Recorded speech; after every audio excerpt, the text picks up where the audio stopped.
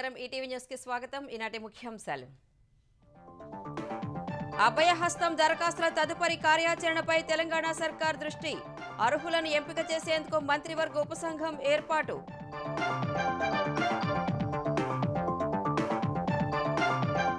ఆరు గ్యారంటీలపై ప్రతిపక్షాల దుష్ప్రచారాన్ని సహించబోమన్న మంత్రులు ఆపకుంటే చట్టపరమైన చర్యలు తప్పవని హెచ్చరిక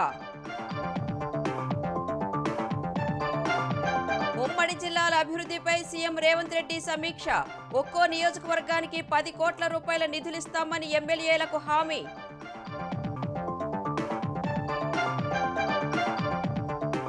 ఏపీలో పారిశుద్ధ్య కార్మికుల ఆందోళనలతో కలెక్టరేట్ల వద్ద ఉద్రిక్తత ఎస్మాను లెక్క చేయకుండా నిరసన కొనసాగించిన అంగన్వాడీలు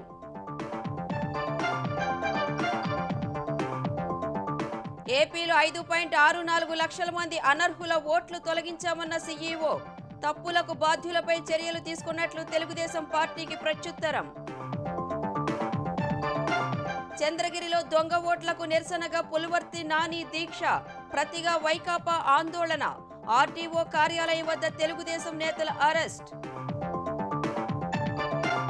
బిల్కిస్ బానో కేసులో సుప్రీంకోర్టు కీలక తీర్పు 11 మంది దోషులకు శిక్ష తగ్గింపు ఉత్తర్వులు రద్దు 2 వారాల్లో లొంగిపోవాలని ఆదేశాలు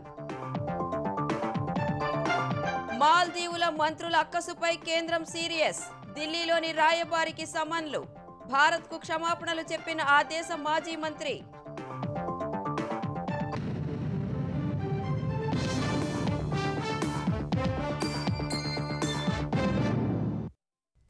ప్రజాపాలన దరఖాస్తుల తదుపరి కార్యాచరణ విధి విధానాలు ఖరారు చేసేందుకు తెలంగాణ ప్రభుత్వం మంత్రివర్గ ఉపసంఘాన్ని ఏర్పాటు చేసింది. ఈ కమిటీ అర్హులను ఎంపిక చేసి అభయహస్తం పథకాలను అందించనుంది. ఈ నెలాఖరుకల్లా డేటా ఎంట్రీ పూర్తి చేసి అర్హులైన వారందరికీ గ్యారంటీలను అమలు చేస్తామని మంత్రులు పొంగులేటి శ్రీనివాసరెడ్డి, పొన్నం ప్రభాకర్ స్పష్టం చేశారు.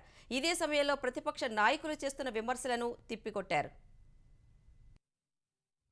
తెలంగాణ ప్రభుత్వం ప్రతిష్టాత్మకంగా భావిస్తున్న ప్రజాపాలన తదుపరి కార్యాచరణపై సీఎం రేవంత్ రెడ్డి సచివాలయంలో మంత్రులు, ఉన్నతాధికారులతో చర్చించారు. ఈ భేటీలో అభయహస్తం పథకాల కోసం వచ్చిన 1,05,00,000, ఇతర అవసరాల కోసం వచ్చిన 20 లక్షల దరఖాస్తులపై లోతుగా అధ్యయనం చేశారు. ప్రజాపాలన విధి విధానాల కోసం ప్రభుత్వం ఉప ముఖ్యమంత్రి భట్టి విక్రమార్క నేతృత్వంలో మంత్రివర్గ ఉపసంఘాన్ని నియమించింది. ఐటీ మంత్రి శ్రీధర్ బాబు, రెవెన్యూ మంత్రి పొంగులేటి శ్రీనివాసరెడ్డి సభ్యులుగా వ్యవహరించనున్నారు. ఈ కమిటీ ప్రజల నుంచి స్వీకరించిన దరఖాస్తులు ఏ పథకానికి ఎవరెవరు అర్హులనేది తేల్చనుంది. ఈ నెలాఖరు నాటికి ప్రజాపాలనలో వచ్చిన అర్జీలకు సంబంధించిన డేటా ఎంట్రీ పూర్తి చేసి వెంటనే పథకాల అమలు కార్యాచరణ చేపడతామని మంత్రి పొంగులేటి చెప్పారు.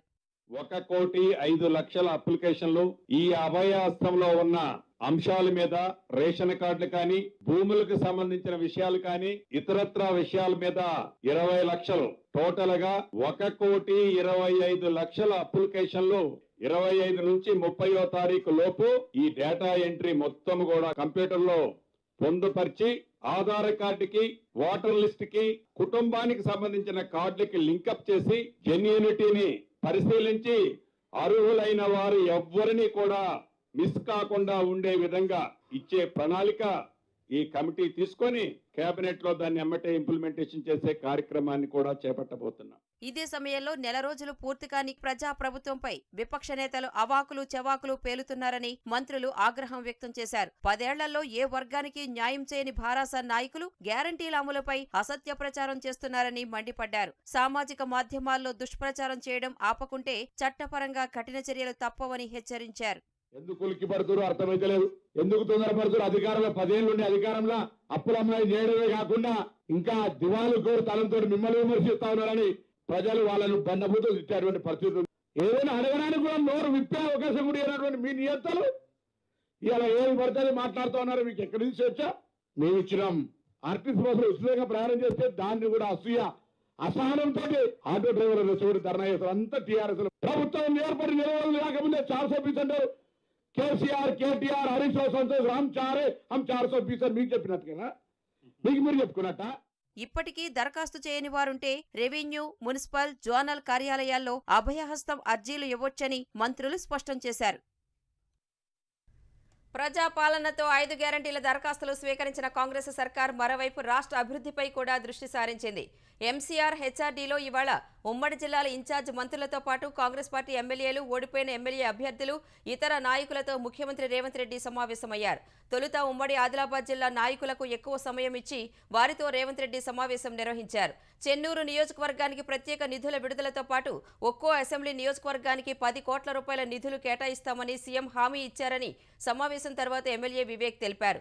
సింగరేణిలో కొత్త మైన్స్ కోసం కేంద్రానికి లేఖ రాయాలని సీఎంను కోరినట్లు చెప్పారు. ఉమ్మడి ఆదిలాబాద్ జిల్లా అభివృద్ధికి ఆమడ దూరంలో ఉందని, మిగతా ప్రాంతాలకు ధీటుగా అభివృద్ధి చేస్తామని సీఎం హామీ ఇచ్చారని జిల్లా ఇన్ఛార్జ్ మంత్రి సీతక్క వెల్లడించారు. జనవరి 26 తర్వాత మొదటి పర్యటనగా ఇంద్రవెల్లికి సీఎం వస్తానని చెప్పారని తెలిపారు. ఇంద్రవెల్లికి రావడానికి వారు సూచనాప్రాయంగా ఒప్పుకోవడం జరిగింది.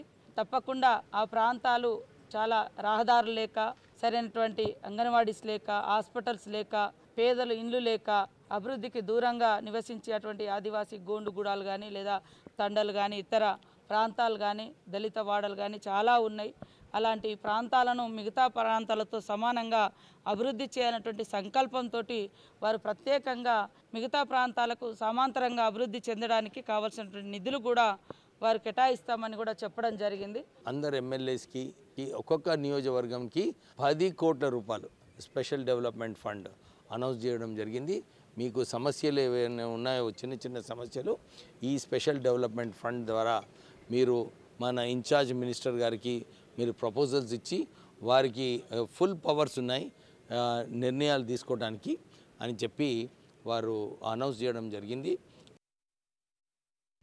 తెలంగాణలో తమ కార్యకలాపాలను మరింత విస్తరించేందుకు హిందుస్థాన్ కోకోకోలా బెవరేజెస్ కంపెనీ ముందుకొచ్చింది. ఈ మేరకు సచివాలయంలో సీఎం రేవంత్ రెడ్డితో సమావేశమైన సంస్థ ప్రతినిధులు పారిశ్రామిక అభివృద్ధిలో తమ వంతు సహకారాన్ని అందిస్తామన్నారు. తెలంగాణలో ఇప్పటికే దాదాపు 3,000 కోట్లకు పైగా పెట్టుబడి పెట్టినట్లు తెలిపారు. సిద్దిపేట జిల్లా బండతిమ్మాపూర్లో తాము చేపట్టిన గ్రీన్ ఫీల్డ్ బాట్లింగ్ ప్లాంట్ నిర్మాణంలో ఉన్నట్లు సీఎంకు వివరించారు.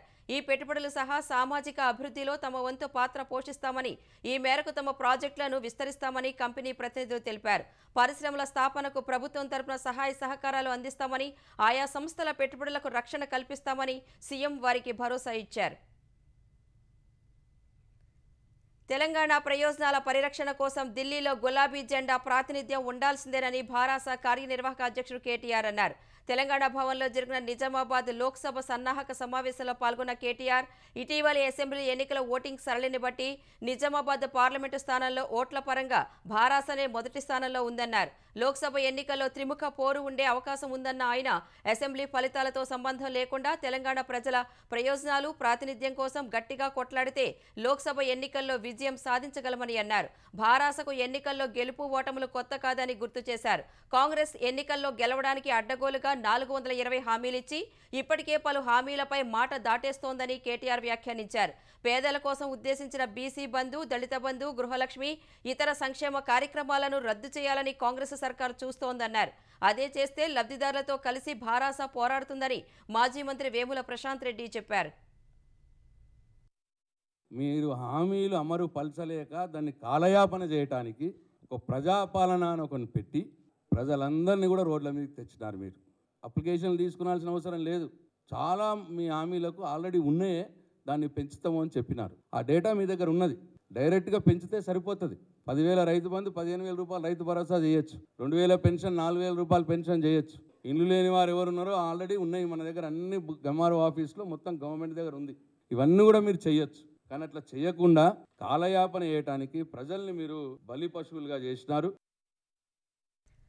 సార్వత్రిక ఎన్నికలకు సిద్ధమవుతున్న భాజపా తెలంగాణ శాఖ 10 ఎంపీ సీట్లు 35% ఓటు బ్యాంకే లక్ష్యంగా కసరత్తు చేస్తోంది. ఈ మేరకు భాజపా తెలంగాణ అధ్యక్షుడు కిషన్ రెడ్డి నేతృత్వంలో లోక్సభ ఎన్నికల సన్నాహక సమావేశం జరిగింది. ఈ భేటీకి తెలంగాణ ఇన్ఛార్జీలు సునీల్ బన్సల్, తరుణ్ చుగ్, అరవింద్ మీనన్ హాజరై వచ్చే ఎన్నికలకు అభ్యర్థుల ఎంపిక, అనుసరించాల్సిన వ్యూహాలపై చర్చించారు. మెజార్టీ సీట్లు గెలిచే లక్ష్యంతో వ్యూహాలపై దిశానిర్దేశం చేశారు. పార్టీ ఎల్పీ నేత ఎన్నికపై సుదీర్ఘంగా చర్చించినట్లు తెలిసింది.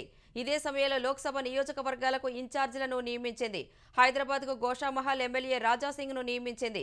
ఆదిలాబాద్ పాయల్ శంకర్, పెద్దపల్లి రమారావు పాటిల్, కరీంనగర్ ధన్పాల్ సూర్యనారాయణ గుప్తా, నిజామాబాద్కు ఏలేటి మహేశ్వరరెడ్డిని నియమించింది.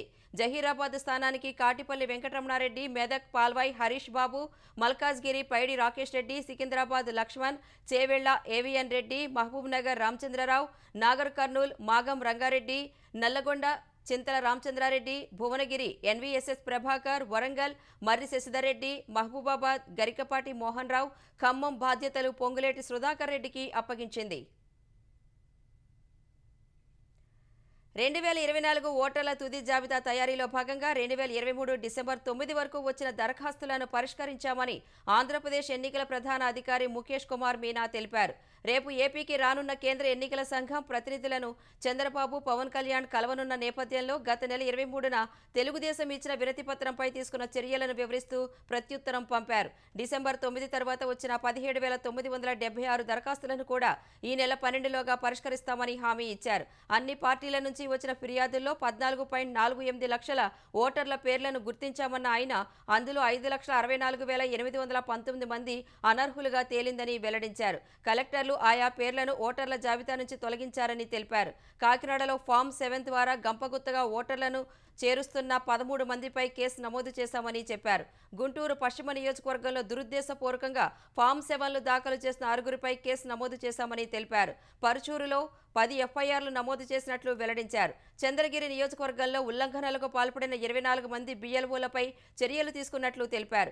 ఓటర్ల జాబితాలో తప్పులకు సంబంధించి ఉరవకొండ, ప్రొద్దుటూరు ఈఆర్ఓలు, పరుచూరు ఏఈఆర్ఓ, 1 సిఐ, 3 ఎస్ఐలు సస్పెండ్ అయ్యారని గుర్తు చేశారు. 50 మంది వరకు బిఎల్ఓలపై క్రమశిక్షణా చర్యలకు ఆదేశాలు ఇచ్చామన్నారు. తిరుపతి జిల్లా చంద్రగిరిలో దొంగ ఓట్లపై తెలుగుదేశం నేత పులివర్తి నాని చేపట్టిన దీక్షను కుట్రపూరితంగా భగ్నం చేశారు. ఉదయం నుంచి జోరు వానలోనూ తిరుపతి ఆర్డీఓ కార్యాలయం వద్ద నాని దీక్ష కొనసాగించారు. ఈ విషయం గమనించిన వైకాపా నాయకులు పక్కనే దళితులతో పోటీ ఆందోళన చేయించారు. రెచ్చగొట్టే నినాదాలతో అక్కడ ఉద్రిక్త పరిస్థితిని సృష్టించారు. అప్పటికే భారీగా మోహరించిన పోలీసులు ఇదే అదునుగా దీక్ష భగ్నానికి యత్నించారు.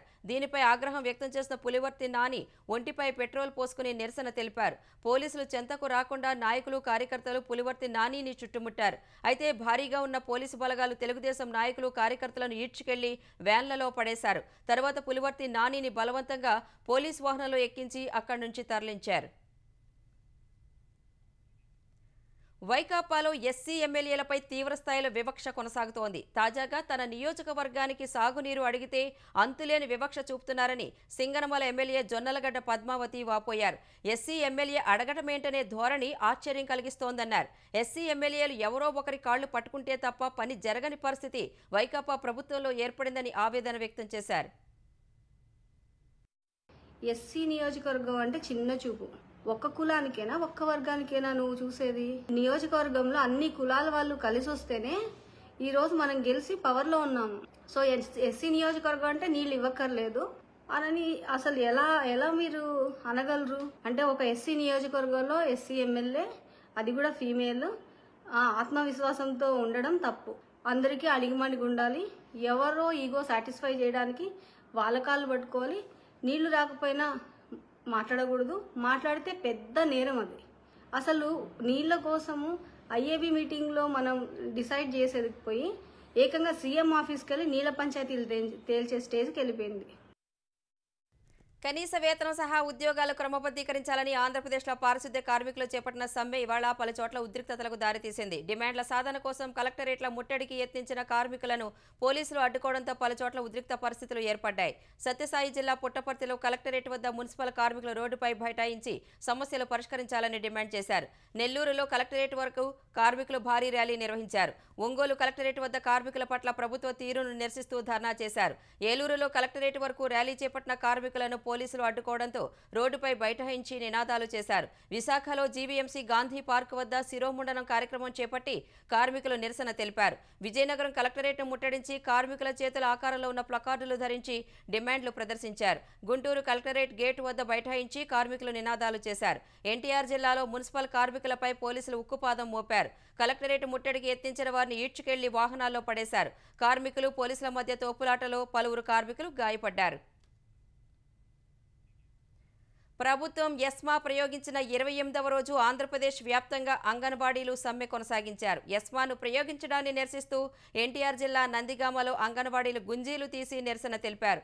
ఒంగోలు కలెక్టరేట్ వద్ద ఆందోళన చేసిన అంగన్వాడీలు ప్రభుత్వం తక్షణమే ఎస్మాను ఉపసంహరించుకోవాలని డిమాండ్ చేశారు. ప్రకాశం జిల్లా ఎర్రగొండపాలెంలో భారీ ర్యాలీ నిర్వహించిన అంగన్వాడీలు ఎస్మా జీవో పత్రాలను తగులబెట్టారు. కర్నూలులోని శ్రీకృష్ణదేవరాయల కూడలి వద్ద దీక్షా శిబిరంలో ఉరివేసుకుని నిరసన తెలిపారు. నంద్యాల తహసీల్దార్ కార్యాలయం వద్ద నిరసన దీక్ష కొనసాగించారు. అనంతపురం జిల్లా రాయదుర్గంలో పొర్లుదండాలు పెడుతూ నిరసన తెలిపారు. వైఎస్ఆర్ జిల్లా జమ్మలమడుగులో చేతులకు బేడీలు వేసుకున్నట్లు వస్త్రాలతో కట్టుకుని ఆందోళన చేశారు. ఏలూరు కలెక్టరేట్ వద్ద రోడ్డుపై బైఠాయించి ప్రభుత్వ వ్యతిరేక నినాదాలు చేశారు. తమను ఉద్యోగాల నుంచి తొలగిస్తే సీఎం జగన్ ఉద్యోగం ఊడగొడతామన్నారు. విశాఖలోని జీవీఎంసీ గాంధీ విగ్రహం వద్ద అంగన్వాడీలు ఆందోళన కొనసాగించారు. ఆప్కోస్ పరిధిలో తమను చేర్చాలని, ఈఎంటీ పోస్టుల భర్తీలో వెయిటేజ్ కల్పించాలని డిమాండ్ చేస్తూ ఆంధ్రప్రదేశ్లో 108, 104 సిబ్బంది సమ్మె నోటీస్ ఇచ్చారు. సమ్మె నోటీసుల ప్రతులను ఆరోగ్యశ్రీ సీఈఓ, వైద్యశాఖ ప్రత్యేక ప్రధాన కార్యదర్శి, వైద్య శాఖ మంత్రికి అందజేశారు.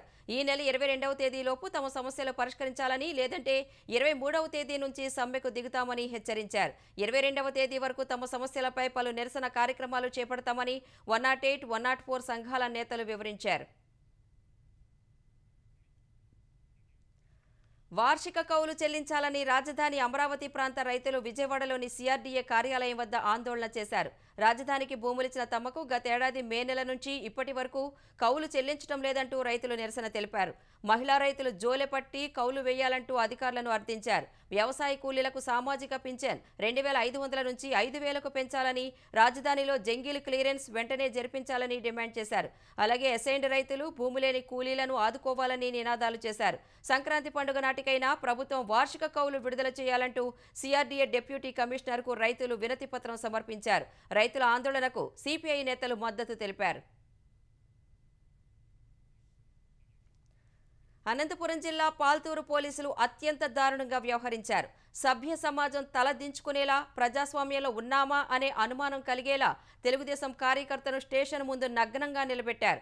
వైకాపా జెండాకు నిప్పు పెట్టాడనే ఆరోపణలతో చీకలగురికి చెందిన తెలుగుదేశం కార్యకర్త చంద్రమోహన్ పై ఈ నెల 2వ తేదీన అధికార పార్టీ కార్యకర్తలు ఫిర్యాదు చేశారు. విచారణ కోసం స్టేషన్కు పిలిపించిన పోలీసులు చంద్రమోహన్ ను చితకబాదారు. తర్వాత నగ్నంగా బయట తిప్పారు. ఈ దురాగతం ఆలస్యంగా వెలుగు చూసింది.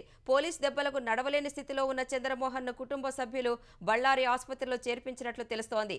ఈ దారుణాన్ని పోలీసు పెద్దలు ఖండించకపోగా సమర్థించుకునే ప్రయత్నం చేశారు. పోలీసుల పట్ల చంద్రమోహన్ దురుసుగా వ్యవహరించడం వల్లే అరెస్టు చేసినట్లు డీఎస్పీ నరసింగప్ప తెలిపారు. చంద్రమోహన్ ను పోలీసులు కొట్టలేదని చెప్పుకొచ్చారు. అసెంబ్లీ ఎన్నికల్లో ఓటమి పాలైన భారాస నల్గొండ మున్సిపల్ చైర్మన్ పీఠాన్ని కోల్పోయింది. మున్సిపల్ చైర్మన్ మందడి సైదిరెడ్డిపై కాంగ్రెస్ కౌన్సిలర్లు, పలువురు భారాస కౌన్సిలర్లు ప్రవేశపెట్టిన అవిశ్వాస తీర్మానం నెగ్గింది. నల్గొండ మున్సిపాలిటీలో 48 వార్డులకు 2019లో జరిగిన పురపాలిక ఎన్నికల్లో కాంగ్రెస్ 20, భారాస 20, భాజపా 6, ఎంఐఎం స్వతంత్ర అభ్యర్థులు ఒక్కో చోట గెలిచారు. భాజపా స్వతంత్ర అభ్యర్థి, ఎంఐఎం కౌన్సిలర్ల మద్దతుతో భారాస చైర్మన్ పీఠం దక్కించుకుంది. 2 కౌన్సిలర్లు భారాసలో చేరగా కాంగ్రెస్ బలం 20 నుంచి 18 స్థానాలకు తగ్గింది. అసెంబ్లీ ఎన్నికలకు ముందు వైస్ చైర్మన్ రమేష్ గౌడ్ 8 మంది కౌన్సిలర్లు భారాస నుంచి కాంగ్రెస్లో చేరారు. ఈ మేరకు కాంగ్రెస్ కౌన్సిలర్ల సంఖ్య 18 నుంచి 26 స్థానాలకు చేరింది. అటు భారాస్కు చెందిన పలువురు కౌన్సిలర్లు చైర్మన్ పై పెట్టిన అవిశ్వాస తీర్మానంపై ఓటింగ్లో 46 మంది పాల్గొన్నారు. 41 మంది కాంగ్రెస్, భారాస సభ్యులు అవిశ్వాసానికి అనుకూలంగా ఓటు వేశారు. 5 భారాస సభ్యులు వ్యతిరేకించారు. ఈ మేరకు తీర్మానం గెలవగా చైర్మన్ పదవిని సైదిరెడ్డి కోల్పోయారు. త్వరలోనే చైర్మన్ ఎన్నిక ఉంటుందని ఇన్ఛార్జ్ కలెక్టర్ తెలిపారు. బిల్కిస్ బానో కేసులో దోషులకు శిక్ష తగ్గిస్తూ గుజరాత్ ప్రభుత్వం ఇచ్చిన ఉత్తర్వులను సుప్రీంకోర్టు కొట్టివేసింది. ఈ కేసులో దోషులైన 11 మందిని జైలు నుంచి ముందుగానే విడుదల చేయడాన్ని సవాలు చేస్తూ దాఖలైన పిటిషన్లపై విచారణ చేపట్టిన కోర్టు ఈ మేరకు తీర్పు వెలువరించింది. ఈ కేసు విచారణ మహారాష్ట్రలో జరిగినందున దోషులకు రెమిషన్ మంజూరు చేసే అధికారం గుజరాత్ ప్రభుత్వానికి లేదని స్పష్టం చేసింది. 2002లో గోద్రా రైలు దహనకాండ తర్వాత గుజరాత్లో అల్లర్లు జరిగినప్పుడు ఈ అత్యాచార ఘటన చోటు చేసుకుంది. బిల్కిస్ బానో కుటుంబానికి చెందిన 7గురిని దుండగులు హత్య చేశారు. అప్పటికి 5 నెలల గర్భిణీ బానోపై సామూహిక అత్యాచారానికి పాల్పడ్డారు. ఈ కేసులో 11 మంది నిందితులకు సిబిఐ ప్రత్యేక కోర్టు 2008 జనవరి 21న జీవిత ఖైదు విధించింది. బాంబే హైకోర్టు కూడా దీన్ని సమర్థించింది. దోషులు 15 ఏళ్లు జైల్లో గడిపిన తర్వాత తనను విడుదల చేయాలంటూ వారిలో ఒకరు సుప్రీంకోర్టును ఆశ్రయించారు. అతడి విజ్ఞప్తిని పరిశీలించాలని గుజరాత్ ప్రభుత్వాన్ని కోర్టు ఆదేశించింది. ఈ అంశంపై కమిటీ వేసిన ప్రభుత్వం ఆ కమిటీ నివేదిక ఆధారంగా రెమిషన్ మంజూరు చేసింది.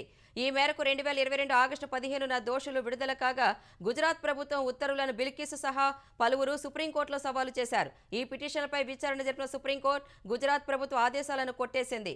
ఈ కేసులో 11 మంది దోషులు 2 వారాల్లో జైలు అధికారుల ఎదుట లొంగిపోవాలని ఆదేశించింది. ప్రధాని మోదీపై మాల్దీవుల మంత్రులు చేసిన వ్యాఖ్యలను కేంద్ర ప్రభుత్వం తీవ్రంగా పరిగణించింది. మాల్దీవుల హైకమిషనర్ ఇబ్రహీం షాహిబ్కు విదేశాంగ శాఖ సమన్లు జారీ చేసింది. ఈ మేరకు ఢిల్లీలోని విదేశీ వ్యవహారాల శాఖ కార్యాలయానికి వెళ్లిన ఇబ్రహీం షాహిబ్ వివాదంపై సుదీర్ఘంగా చర్చించారు. ప్రధాని మోదీపై వివాదాస్పద వ్యాఖ్యలు చేసిన మంత్రులపై మాల్దీవుల ప్రభుత్వం వేటు వేసినట్లు గుర్తు చేశారు. అయితే జరిగిన వివాదంపై స్పష్టమైన వివరణ ఇవ్వాలని కేంద్ర ప్రభుత్వం ఆయనకు స్పష్టం చేసింది. మరోవైపు ప్రధాని మోదీపై అనుచిత వ్యాఖ్యలు సహించరానివని మాల్దీవుల విదేశాంగ మంత్రి ముసా జమీర్ అన్నారు. మాల్దీవులు తన పొరుగు దేశాలతో సానుకూలంగా ఉంటుందని, మోదీపై మంత్రుల వ్యాఖ్యలకు ప్రభుత్వానికి సంబంధం లేదన్నారు.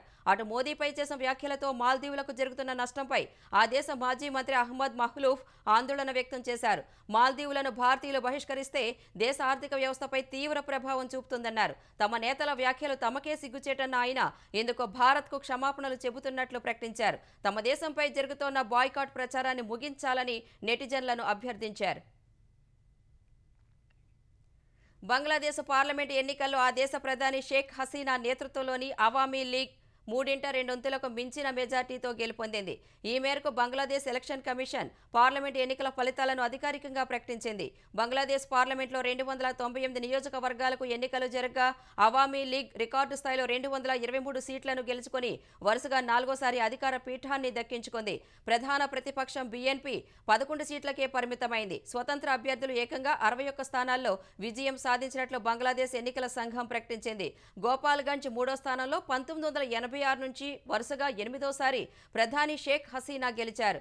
బంగ్లాదేశ్ స్టార్ క్రికెటర్ షకీబ్ అల్ హసన్ మాగురా అసెంబ్లీ స్థానంలో ప్రత్యర్థిపై 185,388 ఓట్ల మెజార్టీతో గెలుపొందారు. ఈ విజయంతో బంగ్లాదేశ్ ప్రధానిగా షేక్ హసీనా వరుసగా 4వసారి, మొత్తంగా 5వసారి అధికారాన్ని చేపట్టనున్నారు.